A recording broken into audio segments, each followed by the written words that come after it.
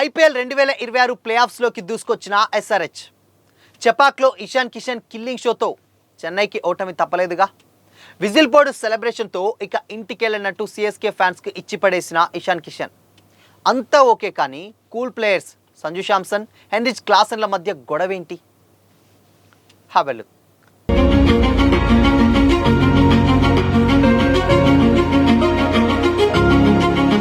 Hi, hello, welcome to Disha TV sports. IPL 2026 ప్లే ఆఫ్స్లోకి Sunrisers Hyderabad జట్టు దూసుకొచ్చేసింది. చెపాక్ స్టేడియం వేదికగా జరిగినటువంటి మ్యాచ్లో చెన్నై సూపర్ కింగ్స్ పోరాడినప్పటికీ Heinrich Klaasen, Ishan Kishan killing షోతో దెబ్బకు ఓటమి తప్పలేదు. స్టార్టింగ్లోనే క్లాసన్ క్యాచ్ మిస్ చేసిన చెన్నై సూపర్ కింగ్స్ భారీ మూల్యాన్ని చెల్లించుకుంది. విజయానికి 50 పరుగుల దూరంలో ఉన్న క్లాసన్ అవుట్ అయినప్పటికీ ఇషాన్ కిషన్ ఆఖరి వరకు క్రీజ్లో ఉండి సన్ రైజర్స్కు గెలుపునందించాడు. చెన్నై సూపర్ కింగ్స్ అందించినటువంటి 181 పరుగుల లక్ష్యంతో బరిలోకి దిగిన సన్ రైజర్స్ హైదరాబాద్ స్టార్టింగ్లోనే ట్రావిస్ హెడ్ వికెట్ కోల్పోయింది. ఈ సీజన్లో అంతగా రాణించిన హెడ్ 6 బంతుల్లో 6 పరుగులు చేసి ముఖేష్ చౌదరి బౌలింగ్లో కాట్ అండ్ బౌల్డ్ అయ్యాడు. అయితే చెపాక్ పిచ్ బౌలింగ్కి సహకరించడంతో చెన్నై సూపర్ కింగ్స్ ధాటుగా రాణించారు. సన్ రైజర్స్ బ్యాటర్లు తొందరపడకుండా నిదానంగా ఆడుతూ వచ్చారు. అభిషేక్ శర్మ 8వ ఓవర్ వరకు క్రీజ్లో ఉన్నప్పటికీ స్కోర్ మాత్రం 21 బంతుల్లో 3 4లు 1 సిక్సర్తో 26 రన్స్ మాత్రమే చేసి అవుట్ అయ్యాడు. దాంతో 56 పరుగులకే సన్ రైజర్స్ 2 వికెట్లు కోల్పోయింది. ఆ తర్వాత హెన్రిచ్ క్లాసన్, ఇషాన్ కిషన్ కలిసి ఇన్నింగ్స్ను నిలబెట్టేశారు. హెన్రిచ్ క్లాసన్ బౌండరీలు బాది సన్ రైజర్స్పై ఉన్నటువంటి ఒత్తిడిని తొలగించాడు. దీంతో ఇషాన్ కిషన్కు కూడా కుదిరినప్పుడు బౌండరీలు బాదుతూ స్కోర్ బోర్డును ముందుకు తీసుకెళ్లారు. ఇంకా సన్ రైజర్స్ విజయానికి 50 పరుగులు కావాల్సినటువంటి టైంలో క్లాసన్ స్టంప్అవుట్ అయ్యాడు. 26 బాల్స్ ఆడినటువంటి క్లాసన్ 6 4లు 6 సిక్సర్లతో 47 పరుగులు చేశాడు. ఇషాన్ కిషన్, హెన్రిచ్ క్లాసన్ కలిసి 3వ వికెట్కు 41 బంతులు ఏకంగా 75 పరుగులు పార్ట్నర్షిప్ బిల్డ్ చేశారు. ఆఖరి 5 ఓవర్లో మ్యాచ్ ఇరు జట్ల వైపు తిరిగిన చివరకు విజయం సన్ రైజర్స్ హైదరాబాద్నే వరించింది. వరుస వికెట్లు పడుతున్నప్పటికీ ఇషాన్ కిషన్ మాత్రం నిలకడగా నిలయాడు. విజయానికి 6 పరుగుల దూరంలో ఇషాన్ కిషన్ భారీ షాట్కి ప్రయత్నించి వికెట్ కోల్పోయాడు. 47 బంతుల్లో ఆడినటువంటి ఇషాన్ కిషన్ 7 4లు 3 సిక్సర్లతో 70 పరుగులు చేసి అవుట్ అయ్యాడు. ఆఖరిలో సలీల్ అరోరా అండ్ స్మరణ్ రవిచంద్రన్ బౌండరీలు బాది 6 బాల్స్ మిగిలుండగానే జట్టుకు విజయాన్ని అందించేశారు. సన్ రైజర్స్ 19 ఓవర్లలోనే 5 వికెట్లు కోల్పోయి 181 పరుగుల లక్ష్యాన్ని ఛేదించేసేసింది. ఈ ఓటమితో Chennai super kings playoffs అవకాశాలను దాదాపు కోల్పోయిందనే చెప్పొచ్చు. ఇదిలా ఉంటే Sunrisers Hyderabad pocket dynamite Ishan Kishan Chepauk stadium భారీగానే పేలాడు. స్లో పిచ్పై సన్ రైజర్స్ చేతులెత్తేసింది అన్న వాళ్ళకి గట్టిగానే ఇచ్చిపడేశాడు. పిచ్ ఎలా ఉన్నా తమ జట్టు ఆడుతుందని ఇషాన్ కిషన్ మరోసారి ప్రూవ్ చేశాడు. చెపాక్లో చెన్నై సూపర్ కింగ్స్పై విన్నింగ్ నాక్ ఆడినటువంటి ఇషాన్ కిషన్ మ్యాచ్ తర్వాత విజిల్ బోర్డ్ సెలబ్రేషన్స్తో విజయాన్ని ఎంజాయ్ చేశాడు. ఈ మ్యాచ్లో 3వ ఓవర్లో క్రీజ్లోకి వచ్చినటువంటి ఇషాన్ కిషన్ 19వ ఓవర్ వరకు కూడా ఆడుతూనే ఉన్నాడు. ఇక విజయానికి 6 పరుగుల దూరంలో ఉన్నప్పటికీ సిక్సర్కి ప్రయత్నించి బౌండరీ లైన్ దగ్గర దొరికిపోయాడు. 47 బాల్స్ ఆడినటువంటి కిషన్ 7 4లు 3 సిక్సర్లతో 70 రన్స్ చేశాడు. ఇకపోతే చెపాక్ పిచ్లో సన్ రైజర్స్ హైదరాబాద్ ఒత్తిడిలో ఉన్నటువంటి టైంలోనూ ఇషాన్ కిషన్ అద్భుతంగా ఆడి మ్యాచ్ని గెలిపించాడనే చెప్పాలి. అదే 19వ ఓవర్లో స్మరణ్ రవిచంద్రన్ ఆఖరి బాల్స్కి బౌండరీ బాధనంతో సన్ రైజర్స్ హైదరాబాద్ గెలిచేసింది. అయితే మ్యాచ్ గెలిచిన వెంటనే ఇషాన్ కిషన్ వెంటనే గ్రౌండ్లోకి పరిగెత్తుకుంటూ వచ్చి సెలబ్రేషన్ మొదలు పెట్టేశాడు. కాళ్ళకున్నటువంటి ప్యాడ్స్ కూడా తీయకుండానే గ్రౌండ్లోకి వచ్చినటువంటి కిషన్ విజిల్ కొడుతూ సెలబ్రేషన్స్ చేసుకున్నాడు.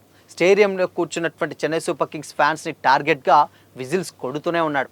మధ్యలో హోమ్ సింబల్ పెట్టి విజిల్స్ కొట్టాడు.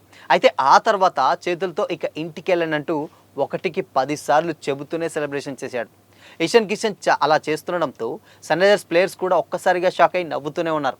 ఈ మ్యాచ్ ఓటమితో చెన్నై సూపర్ కింగ్స్ దాదాపు ప్లే ఆఫ్స్కు దూరమైనట్టే అని కూడా చెప్పొచ్చు. ఆఖరి మ్యాచ్ గుజరాత్ టైటన్స్పై విజయం సాధించినప్పటికీ ప్లే ఆఫ్స్లో అడుగుపెట్టడం అసాధ్యమనే చెప్పొచ్చు. పంజాబ్, రాజస్థాన్, ఢిల్లీ, కోల్కతా నైట్ రైడర్స్ ఎలాంటి విజయాలు సాధించకపోతేనే చెన్నైకి ప్లే ఆఫ్స్ అవకాశాలు ఉంటాయి.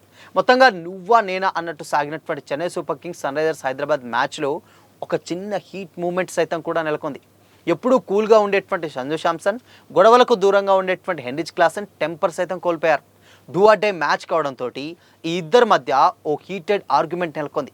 చెపాక్ పిచ్పై మొదట బ్యాటింగ్ తీసుకున్నటువంటి చెన్నై సూపర్ కింగ్స్ తాము అనుకున్నట్టే 175 పరుగుల పైన క్రాస్ చేసి 180కి 7 వికెట్లు కోల్పోయారు. అయితే డ్యూ ప్రభావం లేనటువంటి చెపాక్ పిచ్పై 181 పరుగులను ఛేదించడం సాహసంతో కూడినటువంటి పనే అని కూడా చెప్పొచ్చు. ఎప్పుడు బ్యాట్తో చెలరేగేటువంటి సన్ రైజర్స్ బ్యాటర్లు ఫస్ట్ టైం మెల్లిగా ఆడుతూ సహనం కోల్పోకుండా పరుగులు చేస్తూ ముందుకు సాగారు. అయితే హెన్రిచ్ క్లాసన్ క్రీజ్లోకి వచ్చినటువంటి తర్వాత మొత్తం సినారియో మారిపోయింది. అప్పటి వరకు స్పిన్ ఎదుర్కోవడంలో అభిషేక్ అండ్ దాని తర్వాత ఇషాన్ కిషన్ ఇబ్బంది పడగా క్లాసెన్ మాత్రం అసాధ్యమైనటువంటి షాట్లతో స్పిన్నర్లను ధీటుగా ఎదుర్కొన్నాడు. గ్యాప్ షాట్లు, వీల్ చూసుకున్నప్పుడల్లా సిక్సర్లతోటి స్కోర్ బోర్డును పరుగులు పెట్టించేశాడు. ఆల్మోస్ట్ మ్యాచ్ చేజారిపోయింది అనుకున్నటువంటి టైంలో క్లాసెన్ను కీపర్ సంజు శాంసన్ స్టంప్అవుట్ చేసి ధోని తరహాలో సంజు శాంసన్ కూడా కేవలం క్షణాల్లోనే స్టంప్అవుట్ చేసి అందరినీ ఆశ్చర్యపరిచాడు. థర్డ్ ఎంపైర్ రివ్యూలో అవుట్ అని నిర్ధారించిన తర్వాత సిఎస్కే ప్లేయర్లు ఓ రేంజ్లో సెలబ్రేట్ చేసుకున్నారు క్లాసెన్ అవుట్ని. మరి ఆ టైంలో పెవిలియన్కి వెళ్తున్నటువంటి క్లాసెన్ సిఎస్కే ప్లేయర్స్ దగ్గర వెళ్ళి సంజు శాంసన్తో మాటల యుద్ధానికి దిగాడు. క్లాసెన్ సంజు దగ్గరికి వెళ్ళి మరి ఏదో మాట్లాడాడు. సంజు కూడా అదే స్థాయిలో సమాధానం చెప్పాడు. దాంతో కాసేపు గ్రౌండ్లో హీటెడ్ మూమెంట్ కూడా నెలకొంది. వెంటనే పక్కన ఉన్నటువంటి శివన్ దుబే క్లాసెన్ అక్కడి నుంచి పంపించేసి ఎంపైర్ కూడా సర్ది చెప్పే ప్రయత్నం కూడా చేశాడు. అయితే ఎంపైర్ నితిన్ మీనన్ మాట్లాడుతుంటే సంజు శాంసన్ తానేమీ అనలేనన్నట్లుగా కూడా చెప్పుకొచ్చాడు. సో ఇక విజయానికి 50 రన్స్ దూరంలో అవుట్ అవడంతో క్లాసెన్ చాలా నిరుత్సాహపడ్డాడు. అభిషేక్ అవుట్ అయిన తర్వాత మ్యాచ్ని ముందుకు తీసుకెళ్లే విషయంలో కీలక పాత్ర పోషించారు. 26 బాల్స్ ఆడినటువంటి క్లాసెన్ 6 4లు 2 సిక్సర్లతో 47 పరుగులు చేశాడు. అయితే ఈ సీజన్లో సన్ రైజర్స్ ప్లేయర్స్ కానీ లేకపోతే చెన్నై సూపర్ కింగ్స్ ప్లేయర్స్ కానీ మిగతా ప్లేయర్లతో ఇలా ప్రవర్తించడం ఇదే first time. Klaasen Sanju Samson కూడా చాలా కామ్ గోయింగ్గా వెళ్ళేవారు. సిఎస్కేకు డూ ఆర్ డే మ్యాచ్ అవ్వడం, సన్ రైజర్స్కు ప్లే ఆఫ్స్ బెర్త్ కన్ఫర్మ్ తీసుకున్నటువంటి మ్యాచ్ కావడంతో పరిస్థితిలా కొంచెం వచ్చుంటుందేమో అని కూడా చాలామంది కామెంట్స్ చేస్తున్నారు. బట్ ఏదేమైనప్పటికీ కూడా ఆ హీట్ మూమెంట్ కొంచెం సేపే ఉంది. బట్ అక్కడ ఏదో జరిగింది మొత్తానికైతే. అది సంజు శాంసన్ అన్నాడా లేదంటే క్లాసెన్ ఏదన్నా అన్నాడా తెలియదు, కానీ మొత్తంగా అక్కడ మాటల యుద్ధం అయితే జరిగింది. ఆ టైంలోనే వెంటనే అసలు అక్కడ కమెంటేటర్స్ కూడా దాని మీద క్లారిటీ ఇచ్చే ప్రయత్నం అయితే చేయలేదు. మేబీ దాని మీద ఇంకొద్దిసేపట్లో మేబీ ఇంకొద్ది రోజుల్లో ఏదైనా ఈ విషయం వచ్చినప్పుడు, ఆ టాపిక్ వచ్చినప్పుడు ఏమైనా క్లారిటీ వస్తుందేమో, కానీ మొత్తంగా అక్కడ మాత్రం ఏం జరిగింది ఎవరికీ తెలీదు. బట్ ఓవరాల్గా మాత్రం ఎట్టకేలకు చెన్నైని ఇంటికి పంపించేసింది. ఎస్ఆర్హెచ్ ప్లే ఆఫ్స్లోకి అడుగు పెట్టేసింది. సో మరి ఈ సీజన్ ప్లే ఆఫ్ సినారియో డెఫినెట్గా అటు ఆర్సీబీ, దాని తర్వాత జీటీ, దాని తర్వాత ఎస్ఆర్హెచ్. ఇంకొక విషయం ఏంటంటే ఎస్ఆర్హెచ్ వెళ్తూ జీటీని కూడా ప్లే ఆఫ్స్లోకి తీసుకెళ్ళిపోయింది. సో అక్కడ జీటీ పక్కన కూడా క్యూ ఒకటి వచ్చి యాడ్ అవుతుంది మీరు గమనిస్తే. సో మొత్తంగా ఇంకొక ప్లేస్ ఉంది. ఆ ప్లేస్ ఎవరు ప్లే ఆఫ్స్లోకి అడుగు పెడతారనే దానిపైన పెద్ద ఇంట్రెస్టింగ్ అయితే ఇక్కడ క్రియేట్ అవుతుంది.